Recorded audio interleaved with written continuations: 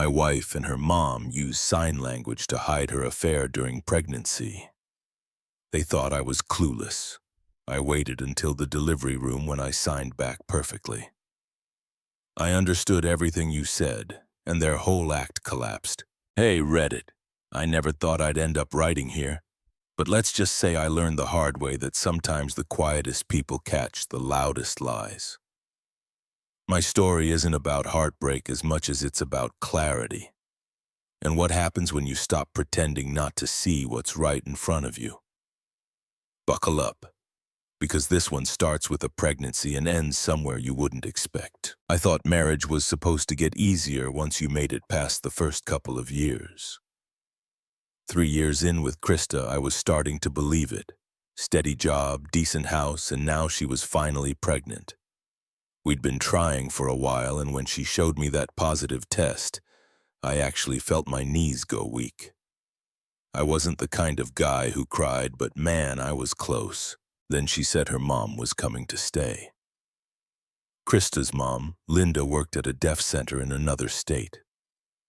She's hard of hearing herself, which would have been fine, except she's also one of those I know better than everyone people, the kind who can make a compliment sound like an insult.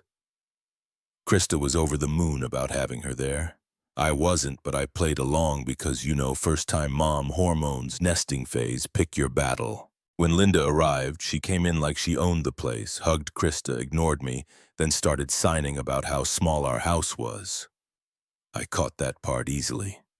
See, my grandma was deaf. She raised me part of the time, so I learned sign language young. Still fluent, but I never use it in public. People can be touchy about outsiders doing it wrong, and the last thing I wanted was to offend someone.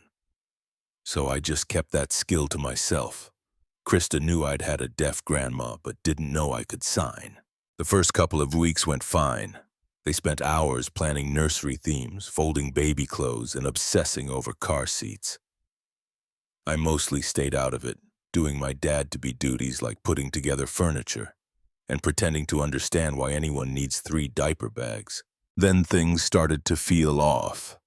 It wasn't anything obvious at first, just the way they kept signing even when they could talk. Like full conversations while I was in the room. If it was just about baby stuff, why the secrecy? Every time I walked in, the energy would shift. They'd stop mid-motion, smile too wide, and start talking again like nothing happened. I'd brush it off, thinking maybe I was being paranoid. Then one afternoon, while fixing a shelf in the living room, I heard their laughter from the kitchen. The kind of laugh that sounds guilty. You know when someone's enjoying a joke they don't want you to hear? That kind. The angle of the living room mirror gave me a perfect reflection of their hands. I wasn't even trying to sneak at first. I was lining up the screws, but my brain just recognized the shapes, not his baby. I froze mid-turn of the screwdriver. The sound of metal scraping wood filled the silence in my head. My heart started pounding so hard it felt like it echoed in the room. Linda signed something else quick and sharp. Carl. Krista laughed. I kept my body perfectly still, eyes locked on the mirror like it was a lifeline. My fingers tightened around the screwdriver, but I forced myself to stay calm. They had no idea I understood. If I reacted now, I'd blow my only advantage. So I made my voice loud and casual. You guys want tea? Krista answered right away. Yeah, thanks, babe. Her tone was normal, chipper, even the same tone she used when she'd ask me to rub her feet or pick up prenatal vitamins. I boiled the water, hands shaking slightly, and watched them continue in the kitchen, slower now, more careful with their signs.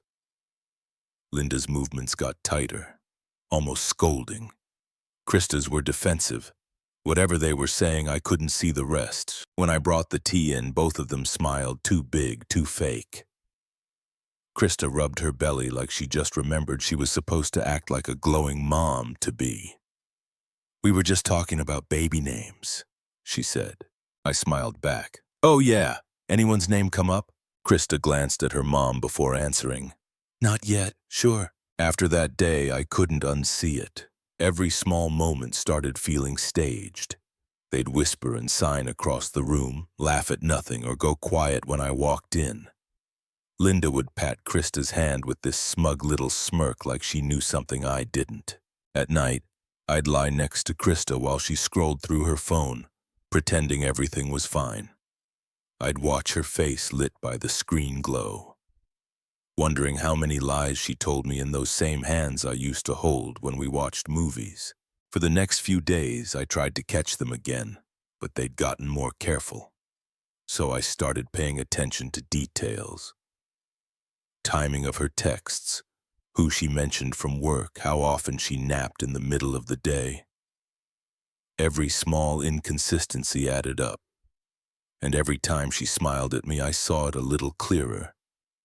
I didn't know what hurt more, what I saw that day, or the fact that she could still look me dead in the eyes and act like nothing happened. That night, while she was in bed, I thought about my grandma and how she used to sign love to me before bed. Same language, same hands. But the meaning couldn't be further apart. I looked at my reflection in the garage window and whispered to myself, the language I learned to love someone is the same one showing me I've been lied to. That thought stayed with me all night. It looped through my head like a bad song you can't shut off. I didn't sleep much. I lay there beside Krista, watching her breathe, wondering how she could look so peaceful with that kind of secret sitting between us. By morning, I knew one thing. I wasn't going to confront her yet. That'd be exactly what she expected, an emotional, clueless husband losing it. If I was going to burn this whole thing down, I wanted to be holding the match and the bucket of gas at the same time. The problem was I only caught a few signs that day, not his baby, Carl. That was enough to make my blood boil, but not enough to prove anything. I needed confirmation. I needed someone who could sign better than me, someone I trusted completely. So I called my sister Laura. She'd learned sign language alongside me when we were kids, but she actually kept it up. Used to volunteer at deaf events, still fluent. She could pick up the small, fast movements I'd probably miss. When she answered, her voice came through sleepy. "You okay?" "Yeah," I lied. "Just need a favor." I told her Krista's mom was visiting and that they'd been signing constantly. Said I felt weird about it, but left out the not his baby part. I didn't want to sound paranoid before she saw anything. Laura didn't even hesitate. "I'll come down this weekend. You'll owe me dinner. Deal." Friday evening came fast. Krista had no clue. Of course, I played it like a nice surprise. My sister visiting to celebrate the pregnancy. Krista acted thrilled, even hugged Laura at the door like she meant it. Her mom smiled politely and signed something like, "What a sweet sister." Probably assuming Laura couldn't understand.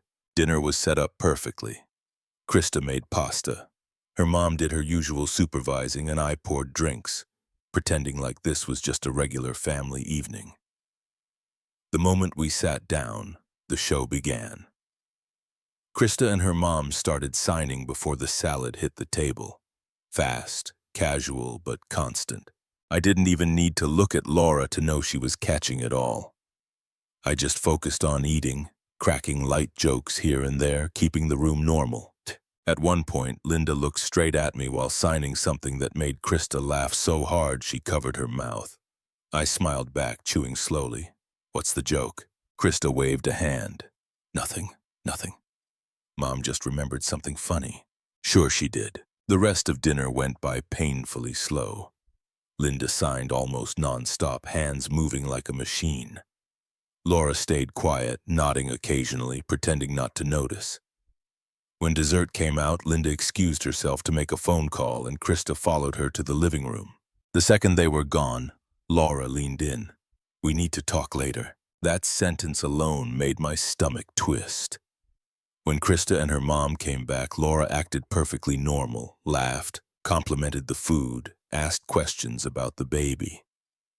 You'd never know she was sitting on a live grenade of information. I was proud of her. After dinner, Krista said she was tired and went to bed early. Her mom stayed up folding baby clothes in the guest room. Laura and I sat out on the porch with mugs of tea, pretending to just catch up. She didn't waste time. If you had doubts, then you're right. I felt it before she said the rest. They're talking about a guy named Carl. She continued, voice low. Your wife's mom said something like, make sure he never finds out. And Krista signed back. He won't. He's clueless. Then they laughed. I couldn't speak for a second. The quiet between us felt heavy, almost sticky. Laura's eyes softened. I wish I was wrong, but I know what I saw. Her mom even used the sign for cheating. She told Krista she'd done it before too, but got caught once. Said she learned how to hide it better next time. That last part hit me harder than I expected. The cheating wasn't just Krista's idea. It was a family tradition. I leaned back in the chair, staring out at the yard. Everything looked normal, but my head felt like it was underwater. Laura reached across the table and grabbed my wrist. You okay? I let out a short laugh, dry and bitter. Oh yeah, just finding out my wife and her mom are running a master class in betrayal. Totally fine. She smiled sadly. You don't deserve this. I know, I said, but apparently that doesn't stop it from happening. We sat there for a while in silence. She told me she'd stay the night just in case I needed her. I nodded, though I wasn't sure what I needed. Maybe a time machine. Maybe a different wife. When she went inside, I stayed out there alone. I stared at the dark windows, thinking about all the little moments that suddenly made sense. Krista's random mood swings, her sudden naps, her new obsession with keeping her phone face down. It wasn't just heartbreak anymore. It was humiliation. I felt like the punchline of a joke I didn't know I was in. Before I went to bed, I looked at the half-assembled crib in the corner of the nursery. My hands had built it. My money paid for it. And yet, I couldn't even be sure the kid it was for was mine. I turned off the light and stood in the doorway for a second. I'm glad I wasn't crazy, I muttered. But now I wish I was. 3. That line echoed in my head for days. Once you know something that ugly, pretending life's normal becomes a full-time job. I kept my mouth shut, smiled when Krista talked about baby names, nodded when her mom gave advice, and quietly planned my next move. The first thing I did was hire a private investigator. Her name was Maria Whitaker, and she sounded like the kind of woman who'd seen every type of domestic disaster. When I called, she didn't even flinch at my situation, just asked for names, dates, and payment. 2 days later, she called me back.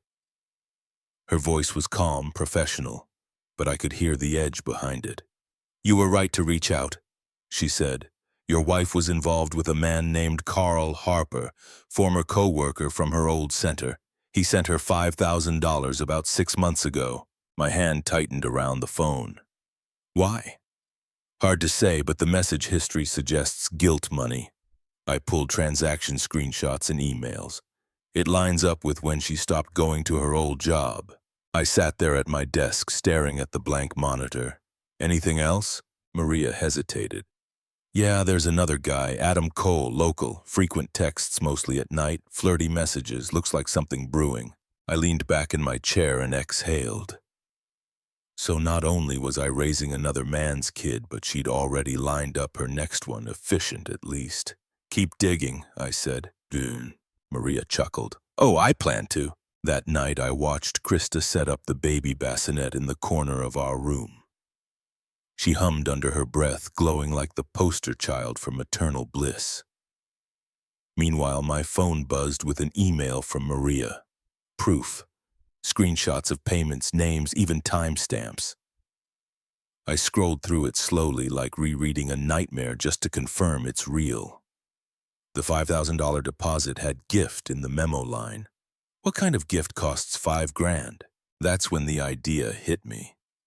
If Krista and her mom wanted to treat me like an ATM, I'd give them something to withdraw. The next day, I waited until Linda was sitting in the living room crocheting something hideous, and Krista was scrolling on her phone. I came home excited, holding a fake letter I typed up at work. Honey, I called, walking in like a man who just hit the jackpot. Guess what? They both looked up. My boss called me in today, I said. Said with the baby coming and all the overtime I've been putting in. I paused dramatically, smiling. He's giving me a $15,000 bonus and a title bump. Krista gasped and ran over to hug me. Linda clapped her hands and grinned. Then her fingers started moving fast. I kept my expression dumb and cheerful while pretending to look for my keys, but I saw every sign clearly. He's soft. Take advantage. Krista nodded slightly. Then Linda added another line that made my skin crawl. I did the same with Richard, only stopped after I almost got caught. My stomach dropped. Linda finished her sentence with a big, showy celebration sign, the kind people use for weddings or winning the lottery. I tilted my head and played my part perfectly. Oh, I said lightly. She's happy, huh? Krista laughed awkwardly, the kind of laugh that tries too hard. Yeah, she's just proud of you, right? I smiled, proud. Inside, I was memorizing every detail. Their faces, their timing, the smugness. That night, Krista was unusually sweet. Made dinner, rubbed my shoulders, asked how it felt to be the big guy at work now. Pretty good, I said, keeping my tone flat. She smiled and leaned in. You know, I've been thinking, maybe I should quit my job at the new clinic. Focus on the baby, be home more. Of course she did. I leaned back, pretending to think. Are you sure that's a big step? I want to, she said. Besides, with your raise, we'll be fine. She kissed my cheek like she just convinced me of something romantic instead of financial suicide. Okay, I said, if it makes you happy. She grinned, not realizing she just handed me all the proof I needed that money controlled her every move. The next morning, while she wrote her resignation email, I logged into our joint account. I took half of everything, down to the cent, and moved it into a new account only I could access. Not revenge, just survival. I stared at the screen as the confirmation message popped up. Transfer successful. In the background, Krista's voice carried from the living room. I did it, Mom. Sent the email. Linda signed something back. I couldn't see her hands from where I sat, but I didn't need to. I already knew the kind of advice she gave. Later that day, I caught them celebrating with takeout, acting like they'd just won a prize. Linda raised her hands mid-bite, signing something like, everything's falling into place. Yeah, sure, just not the way they thought. I stepped out onto the porch, phone in hand, and texted Maria. You were right, every word, now it's my turn. She replied within seconds. Then let's make it count. I looked through the kitchen window and watched Krista laughing with her mom, totally oblivious. 2 generations of schemers teaching each other how to manipulate men, and they didn't even realize I was standing 10 feet away watching the whole show. I smiled to myself, not out of happiness but satisfaction. Her mom wasn't just helping, she was training her. 4. They thought they were smarter than me. That was their biggest mistake. I spent the next few days making home upgrades. Krista called it my nesting phase. I called it installing justice. I told her I'd been reading about baby safety systems and wanted to make sure everything was secure before the baby came. She loved the idea, thought it made me look like some overprotective dad. Perfect cover. What I actually installed were 5 hidden cameras and 2 mics. Small, discreet, high-quality stuff from a friend who runs a home security company. 1 in the kitchen light fixture, 1 behind the TV, 1 in the hallway smoke detector, and 2 in the corners of the nursery and living room.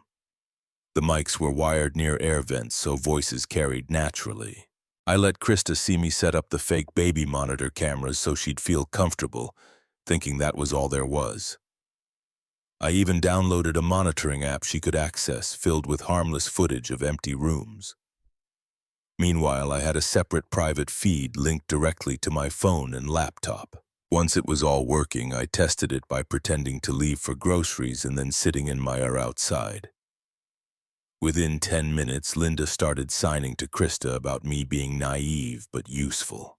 I almost laughed. 2 days later, I planted the next piece of bait. I came home from work looking fake tired and sighed dramatically as I sat on the couch. Hey, babe, I said. My boss needs me to cover a training trip this week. 3 days, downtown conference. Krista turned from her phone. This week? Yeah, Wednesday through Friday. They're paying for the hotel food, the whole thing. I'll be back by the weekend. Her mom looked up from her magazine, signed something quick, then smiled at me. That's good, she said out loud. You deserve it. I smiled back. Thanks, Linda. You two will be fine without me. Krista kissed my cheek. Of course, babe. Go make that money. The moment she said it, I knew she'd already made plans. When Wednesday came, I packed a suitcase with just enough to make it believable. 2 shirts, a laptop, and a folder of conference materials. I left at noon, kissed Krista goodbye, waved at her mom, and drove straight to a hotel 15 minutes away. By 12:45, I had my laptop open, feeds running, and coffee in hand. At first, it was boring. They talked about groceries, baby names, and some weird TV show. Linda napped on the couch. Krista spent an hour texting. Around 6 p.m., things changed. Krista started signing faster. Her hands moved sharp, excited. I caught Adam right away. Then, tonight, my jaw clenched. A jaw. Linda frowned and signed back something like, be careful. He might come back early. Krista smirked. He's too dumb to notice. I laughed out loud in my hotel room. You sure about that? I muttered. At 8:00 p.m., she started cleaning up, humming while setting the table. Full plates, candles, like a dinner date. Linda disappeared into the guest room, pretending to give privacy. At 8:22, the doorbell rang. Adam, mid-30s, tall, gym type, with that fake I'm successful beard. He carried a bag of takeout and a grin like he already owned the place. They hugged, then kissed. It wasn't some guilty peck either. It was practiced, like they'd done it before and recently. He unpacked the food, she poured drinks, and they sat at my kitchen table laughing. She touched his arm. He brushed her hair behind her ear, the kind of stuff you see in commercials for toothpaste or heartbreak. I hit record on all cameras and let them keep going. Every second, every touch, every fake smile documented. I forwarded the footage straight to Blake, my lawyer, and Maria, the investigator. No explanations needed. Blake later told me the audio couldn't be used in court anyway. One-party consent laws were gray where we lived, so he stuck to the texts, money trail, and video evidence instead. A few minutes later, Maria texted, "Got it. Keep recording. This is gold." Blake replied, "Do not confront. We'll handle this the right way." So I sat there alone in a cheap hotel room watching my wife play house with another man. You'd think I'd be furious, right? Punching walls, yelling, breaking things. But I wasn't. I just felt hollow, like someone turned off the sound inside me. Around 10 p.m., Adam left. Krista stood at the door, waved goodbye, then locked it and started signing to her mom again. He has no idea, she said. Linda grinned. I told you, men only see what you show them. I closed the laptop slowly, leaning back in the chair. The room felt colder than it actually was. I thought about how much energy I'd wasted trying to be a good husband. Fixing things, buying things, listening, supporting. All while she was signing lies a few feet away from me. When I finally lay down on the hotel bed, I didn't feel rage or sadness. Just disbelief. Not because she cheated, but because she looked so damn happy doing it. She looked happier in my kitchen with him than she ever did with me. 5. I didn't rage about it anymore. I was past that. I was in the stage of quiet, tactical anger. The kind that plans, not reacts. First step, talk to Blake, my lawyer. I met him the next morning at his office, still running on 2 hours of sleep and half a soul. Blake was the kind of guy who wore calm like armor. He motioned for me to sit and just said, "Let's start." I slid a flash drive across the table. Everything's on there. Her and some guy named Adam, also stuff with her mom. He plugged it in, watched a few seconds, and his face hardened immediately. That's a lot. Yeah, it gets worse. There's another guy, Carl. He's probably the real dad. Blake leaned back, steepling his fingers. Okay, here's what we do. First, financial protection. Move everything out of shared accounts, which I assume you've already done. I nodded. Took half. Blake gave a short, approving nod. Good. Keep exactly half. Don't drain it. Judges hate that. Looks fair, stays clean. He smirked slightly. Second, we file for a paternity test once the baby's born. Don't mention it now. Don't confront. The cleaner you play this, the stronger it looks in court. I nodded. I liked this guy already. He understood that revenge wasn't about yelling. It was about timing. We went over paperwork, next steps, and how to legally separate funds without raising suspicion. Before I left, Blake said, "Document everything, even the silence, especially the silence." That line stuck with me more than he probably realized. Back home, Krista was acting weird. Jumpy, checking her phone constantly, asking random questions like, "You trust me, right?" And, "You'd never keep secrets from me, would you?" I'd just smile and say, "Of course not." She'd smile back, but her eyes didn't match. She knew something was off, probably felt the shift in energy, but she couldn't figure out what I knew or how much. For the next week, I went back to normal life. Work, chores, dinners. I played the role of the dependable husband perfectly. Sometimes I'd even compliment her cooking just to watch her look uncomfortable. I wanted her to second-guess herself every second she breathed.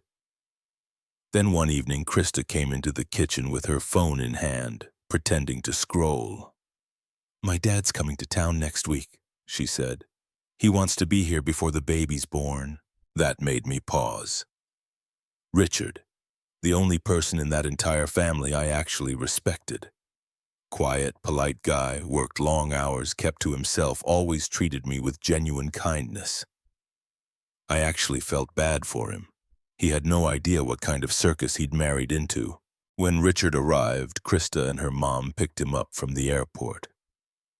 I was sitting on the porch when they came home. He got out of the car, smiled, and shook my hand. "How's my son-in-law holding up?" he said warmly. "Great," I lied. Krista was glowing like she'd just won the lottery. Her mom looked smug as usual, probably assuming she'd raised a genius. That night, they all sat in the living room talking about baby plans while I quietly watched. Richard looked happy, proud even. It made my chest tighten. He didn't deserve this. The next morning, I told Krista I had errands to run. Then I texted Richard privately. "Coffee? Just us? Need to talk. It's important." He agreed without hesitation. We met at a quiet cafe downtown. I ordered 2 black coffees, no small talk. Once we sat down, I pulled out my laptop and turned it toward him. He looked confused at first. Then the video started playing. Krista and Adam at the kitchen table laughing, then kissing. Then her mom walking by, signing like it was the most normal thing in the world. Richard froze. He understood sign language. He didn't speak, didn't blink much either. Just stared. When I switched clips to the kitchen footage, the one where her mom signed, "He's soft, take advantage," his eyes finally closed like he couldn't watch anymore. I paused the video. The silence between us was heavy. "I'm sorry," I said quietly. "I didn't want to be the one to show you this, but you deserve to know who they really are." He leaned back, rubbing his face with both hands. I had suspicions years ago," he muttered. "I thought maybe it was me. Maybe I wasn't enough for Linda. But to see this, and now Krista too." He shook his head, staring at the table. "I always thought I raised her better than that." I didn't know what to say. I just nodded. After a long pause, he looked up. "Thank you for telling me. Most people wouldn't. I'll handle my wife when the time's right. As for Krista," he sighed deeply, "you do what you need to do." I nodded. "I plan to." When we walked out of the cafe, he patted my shoulder. His hand trembled a bit. "You didn't deserve this," he said quietly. "None of it." For a second, I almost felt bad for showing him, but the truth needed to come out somewhere. He was the only one who'd see it for what it was. Not gossip, not revenge, just honesty. That night, Krista noticed I was quieter than usual. She asked if something was wrong. I smiled and said, "No, just tired." She didn't buy it, but I didn't care. I sat in bed, laptop closed, the house quiet except for her mom snoring in the guest room. I thought about Richard, how calm he was even after seeing his whole world fall apart. I respected that. It wasn't weakness, it was control. And that's when it hit me. Sometimes silence isn't surrender. Sometimes it's strategy. 6. Krista's due date was closing in and everyone around us acted like life was picture perfect. She even posted photos of us setting up the nursery, writing captions like, "So blessed to have such a loving husband." I almost laughed. Then one rainy night around 2 o'clock a.m., it happened. I was half asleep when Krista shook me awake, clutching her belly. "It's time!" she gasped. I didn't hesitate. "Okay, let's go." I grabbed the hospital bag, helped her into the car, and drove through empty streets under flashing traffic lights. She was breathing fast, holding her stomach, moaning through contractions. I stayed calm, focused on the road, one hand on the wheel, one on her shoulder. When we got there, nurses rushed her into a delivery room. They hooked her up to monitors, checked vitals, and started prepping. Her mom showed up an hour later, half-dressed and still bossy. I stood back, hands in my pockets, watching it all unfold like a movie I'd already seen the ending to. Krista screamed, cried, and crushed my hand through every contraction. I didn't flinch.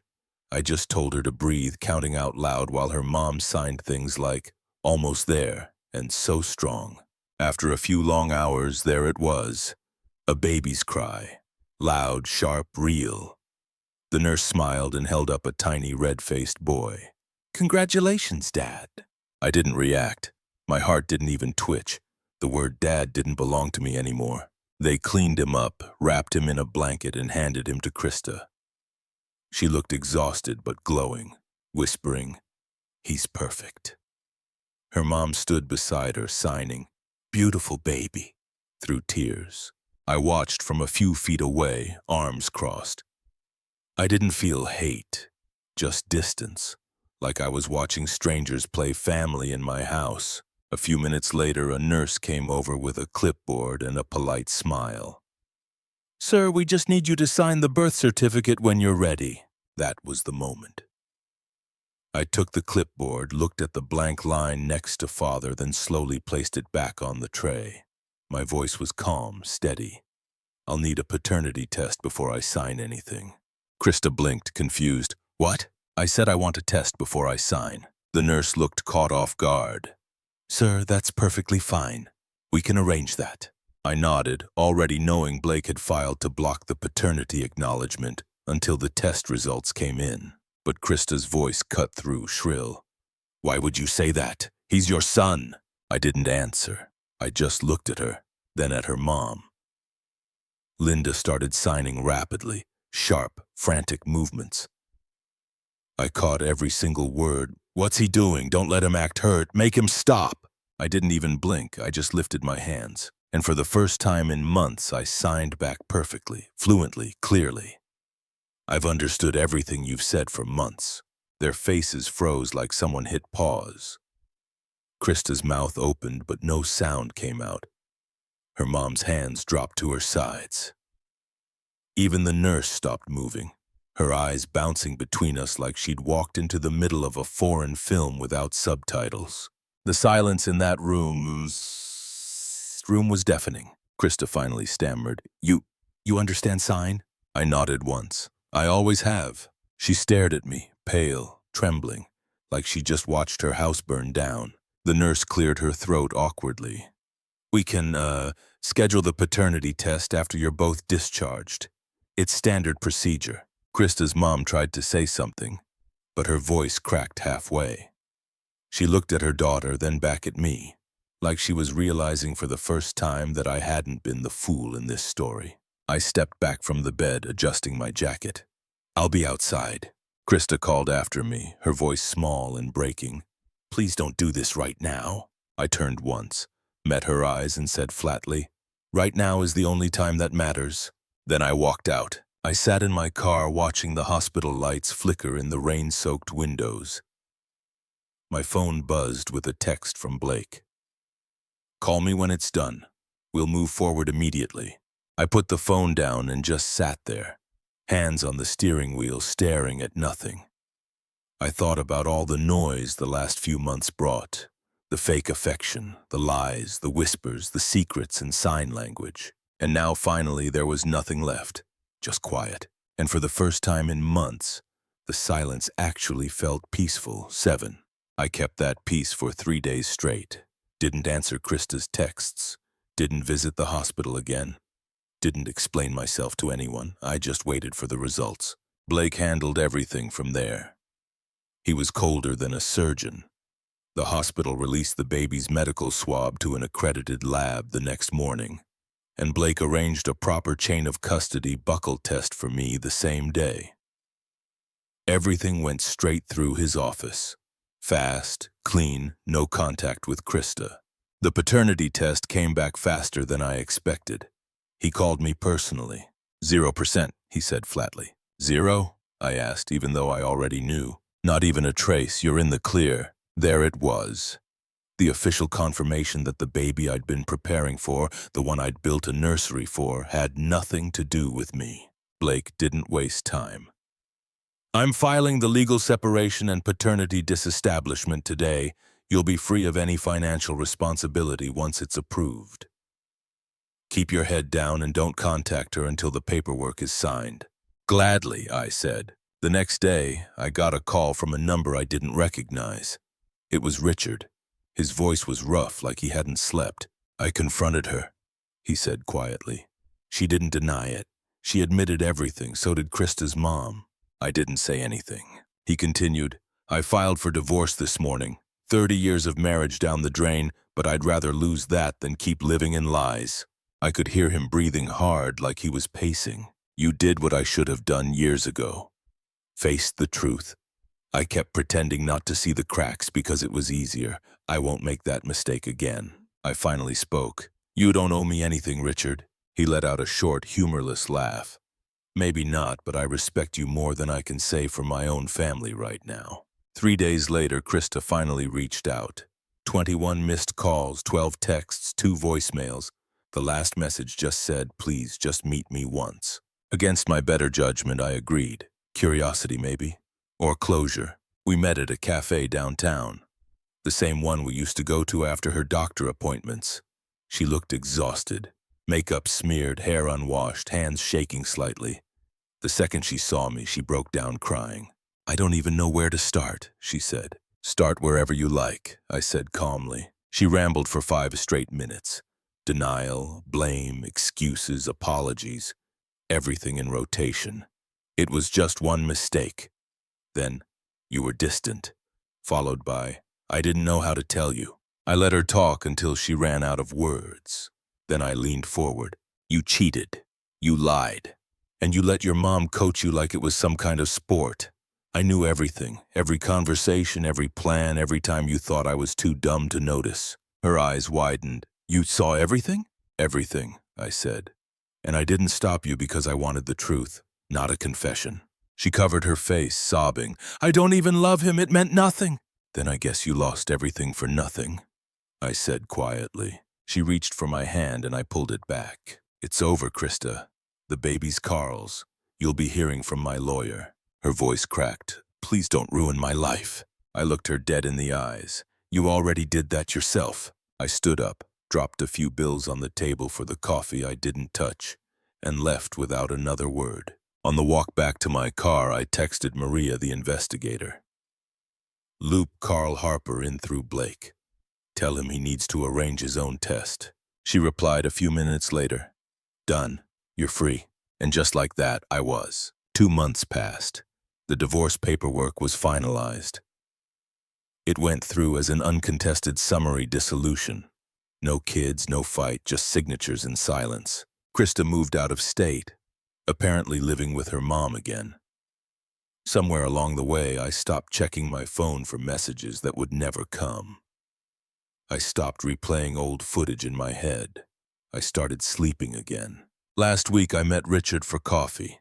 He looked tired but lighter.